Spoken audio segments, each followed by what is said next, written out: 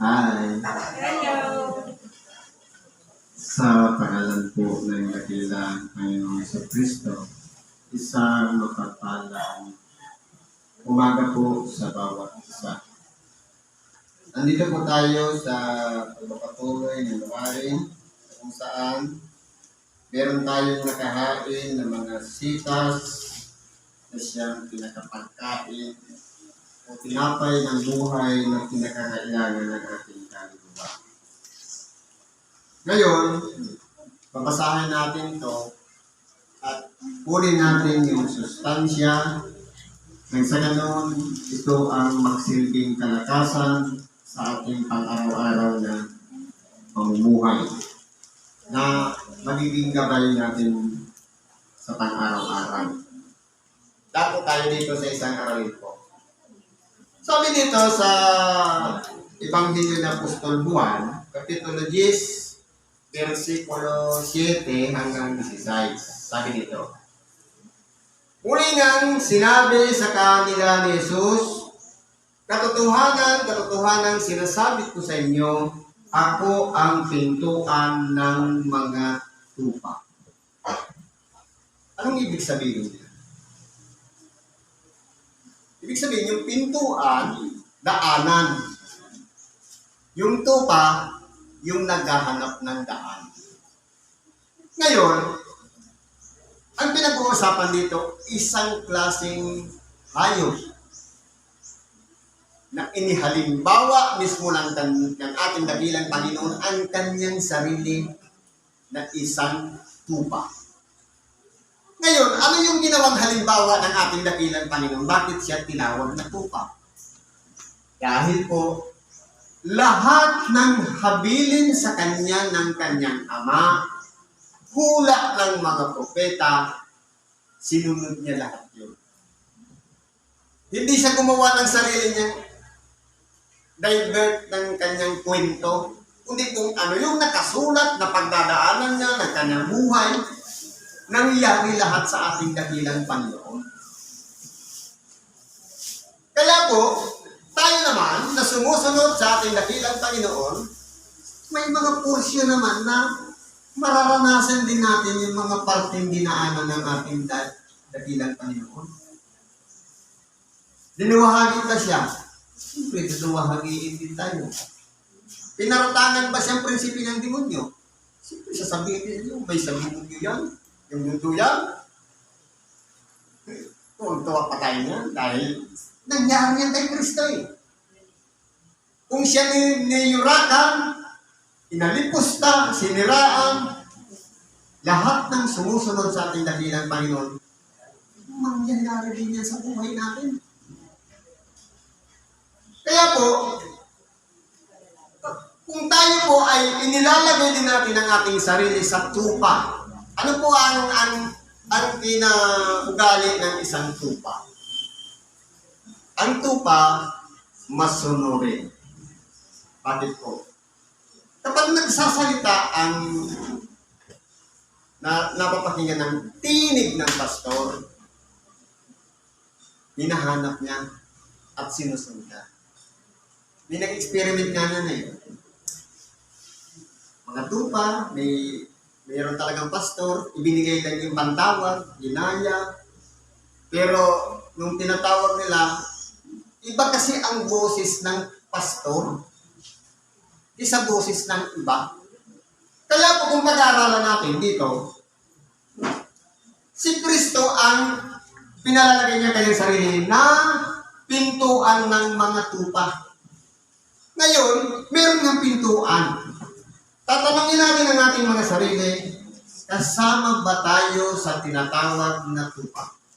Kasi po ang tupa, hindi siya reklamador, hindi siya mapagtutol, at hindi siya, kasi po ang sabi nga dun sa paghukom, yung kanan, tupa, yung kaliwa, kambing. Ang kambing maingay, lalo kapag pinakatay, ang ingay-ingay. Pero ang tupa, kahit mamamatay na yan, hindi pa yan iingay. Ahalikan pa niyan yung may kutsilyong hawak katatarat ng kanyang liig.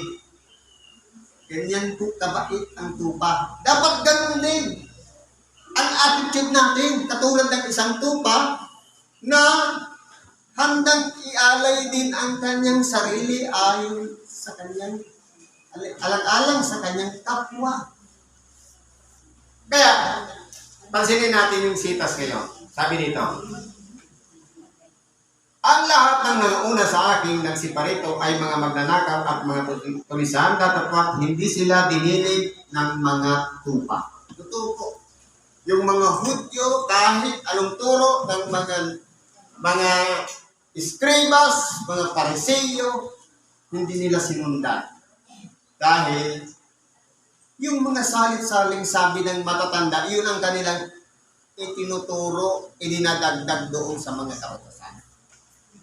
Kahit na translation ng Bible verse mula sa original na Aramaic at Grego, papunta sa Latin, naging English, naging Tagalog, naging Bicol.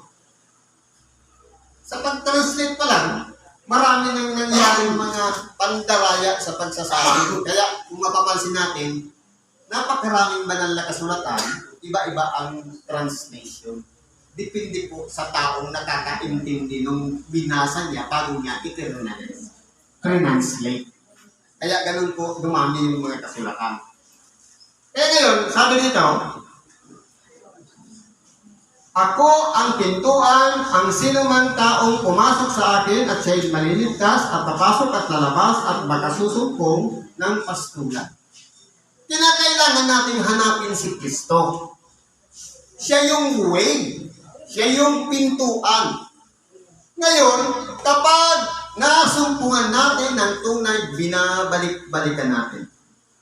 Hindi ba ga? Lahat tayo, kung saan tayo nagsisimba, pero nang makarating tayo dito, parang gumaan yung pakiramdam natin, nasumpungan na natin ang tunay na pastulan. Andito pala sa Neo Yorata. Ini-small lang dahil, kumbaga, karang lumad daw ang pinagkagawa ng mga espiritista na yan. Hinahatulan eh.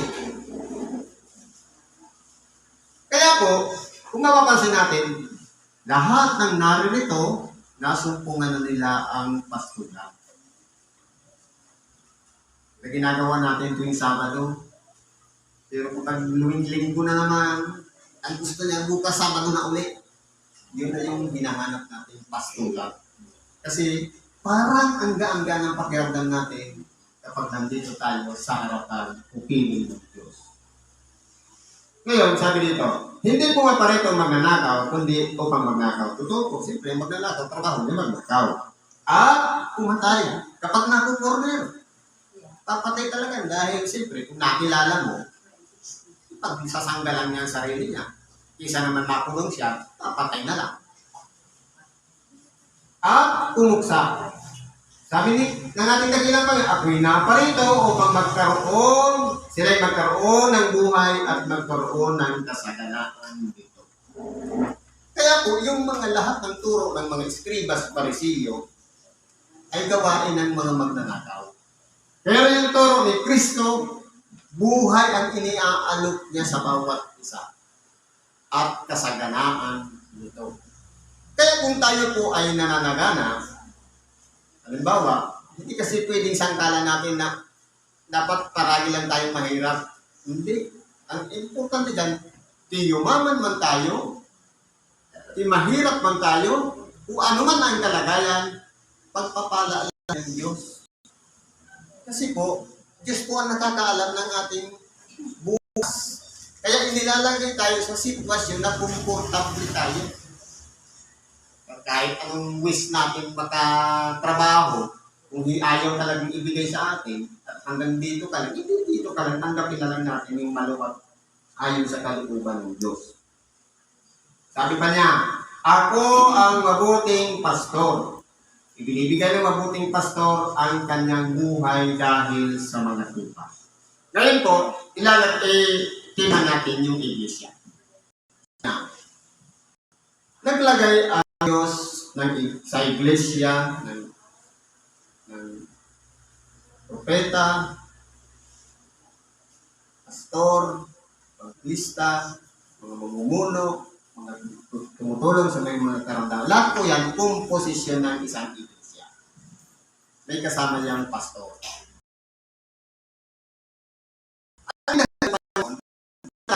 Ilang pastor. Bakit po? Kasi meron siyang tinatawag na shepherd heart. Puso na may mahalaga ang tao. Ilan natin sa grupo natin. Sa grupo natin, meron dyan nangangasiwa na tinatawag na pastor. Dapat, ang attitude ng isang pastor ay may shepherd heart. Kumbaga, magkulang lang yung member, nasaan kaya si ano? Para hindi siya mapakali. Puntahan ko nga. Yun po yung tinatawag na shepherd heart. Pero kung yung pastor na wala, ano kaya, pupunta kayo, walang pakialam, hindi po siya matatawag na pastor.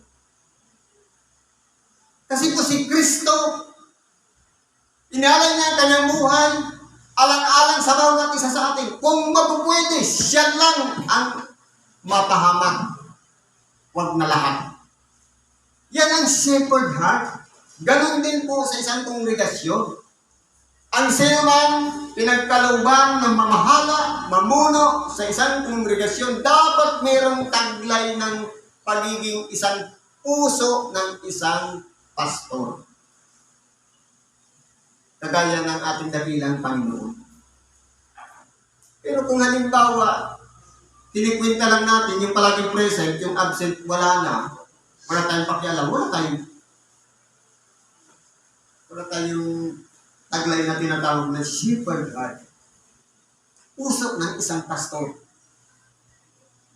Kasi po, walang pakialam eh. Pero kung meron pagkapahalaga, yan po ang ginawa ng ating dakilang Panginoon. Ipinibigay niya ang kanyang buhay alang-alang sa bawat isa. Ngayon, ano naman ibibigay natin? Hindi naman buhay ang ibibigay natin, kundi oras. Oras na sana ng pahinga, hindi ka mapakali, puntahan ko nga si Brad. Puntahan ko nga si Sis. Yun ang ibigay lang natin, yung oras na yan. Tapos dalawin natin. Masihan, ay salamat, naalala pa ako. Meron nga ako nga na isang kapatiran natin dito. Alam mo, Kuya Alex, sa totoo lang palagi akong absent. Pero nagagawa mo pa rin akong puntahan. Sabi ko, love ka ni Lord. Binulungan niya ako, puntahan ka. Kasi po, kinakailangan natin bilangin yung tupa na pinangangasiwaan natin. Hindi po dito pinag-uusapan ng prinsipyo. Kasi po pag sinabing prinsipyo, hindi basta ako. Ito tama, ito mali. Hanggang doon lang tayo, hindi tayo lalago. Pero kung may pagpapahalaga sa ating kapwa, kahit ikapapahamak natin, kahit makuha yung oras natin, yung pagkakataon na paano na sana sa atin, ibinigay pa natin sa iba, yan po ang may taglay na shepherd heart. May pagpapahalaga sa kapwa. Ang nagpapaupa at hindi ang pastor ay na hindi may-ari ng tupa ay makikitang dumarating ang lobo at pinababayaan ang mga tupa at tumatakas at inaagaw sila ng lobo at pinangangalap. Kaya kung halimbawa dumarating na ang problema, pagkatapos hindi mo na nakita, sila yung mga nagpapaupa. Pero yung tunay na pinagkatiwalaan ng mga laga ng tupa, kahit sarili niyang kalagayan isasakripisyo alang-alang sa kanyang mga tupa. Yun lang naman ang hinihingi ng pagkakapatiran, oras o panahon. Pagkakataon, kasi minsan lang ibigay sa atin yung pagkakataon na habang pwede pang kausapin na natin, hindi yung mamaya na bukas pa.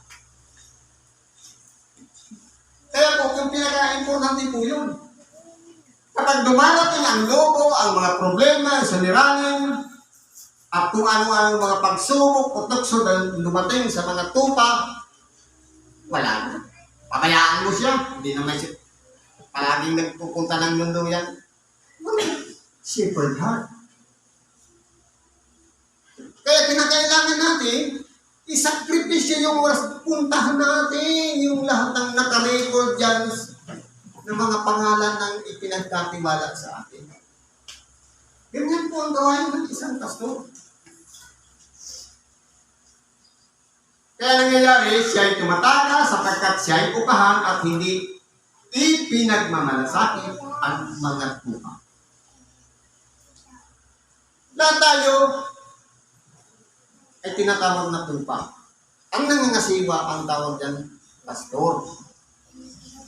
Ngayon, kung mayroong pagpapahalaga na binibilang ang mga tupa at walang mawawala kahit isa, mapalad sapagkat yun ang tunay na pastor. May pusong mahabagin sa kanyang kapwa na ayaw maligaw ang isa mang tupa. Kaya minsan sabi nga, sa siyam na putsyam, pwedeng iwanan, hanapin lang yung isang nawawala. Yun po yung importante. Sabi ng ating dakilang Panginoon, ako ang mabuting pastor at nakikilala ko ang sariling akin at ang sariling akin ay nakikilala ako. Kaya, kung si Kristo ang ipinalalagay nating pastor, kilala niya tayo at kilala din natin siya. Siyempre, hindi lang yung pangalan niya, kundi yung turo at aral niya. Ito na yung mga ibanghilyo na ating binabasa at pinag-aaralan kada Sabado. Dapat po magkasama yung dalawa niya, pagkakilanlan kay Kristo at siyempre yung ibanghilyo niya. Gaya ng pagkakilala sa akin ng Ama at ng Ama ng pagkakilala ko at ibinibigay ko ang ating buhay dahil sa mga tupa. Kaya nga po siya nagsakripisyo. Ibinigay niya ang kanyang buhay alang-alang sa bawat isa sa atin. Iuugnay na lang natin ang ating sarili kay Kristo sa pamamagitan ng pananampalataya. Ang pananampalataya ay magmumula po yan sa pakikinig. Halimbawa, mayroong mga sinugo, nagpapanaral ng Evangelyo.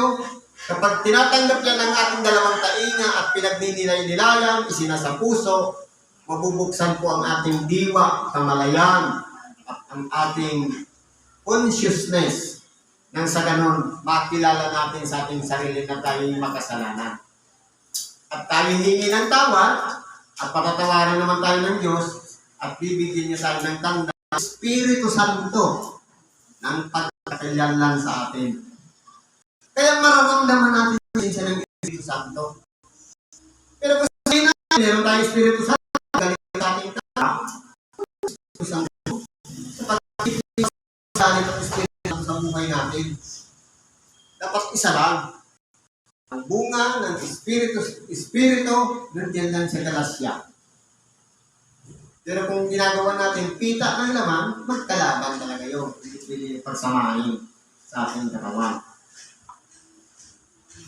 Sabi pa niya, at mayroon akong ibang mga tupa na hindi sa kulungan ito. Sila kailangan din naman dalhin ko at kanilang din ang aking tinig at sila ay magiging isang kawan at magkakaroon ng isang pastor. Ito na po yung mga hindi Hudyo o tinatawag na hindi. Tinuruan din, pinangaralan ng ibang Hudyo. Kahit na tinutulan tayo ng Apostol Pedro. Na dapat lumabas na sila para mag-ibanghelyo sa mga hintil. Ayaw niya. Anong nangyari? Nagkaroon siya ng pangitain. Isang lambat na puno ng hayop na sinasabi ng isang tinig, Pedro, magpatay ka at kumain. Panginoon, hindi pa pumasok kailanman sa aking bibig ang isang bagay na marumi. Ipinalalagay yung marumi ang mga hintil. Pero muling narinig niyang tinig at naunawaan niya na binubuksan na pala ng Diyos sa pamamagitan ni Kristo ang pagnangaral ng Ebanghelyo sa mga hintil. Ito na po yung ibang tawan na nangangailangan din ng isang pastor na walang iba, si Kristo din. Na siyang manguna upang muling maibalik sa Kanya maging mga Hudyo man o mga Hintil sa Kanyang kaluwalhatian. Kaya po si Kristo ang daan. Wala pong iba dito sa silong ng langit.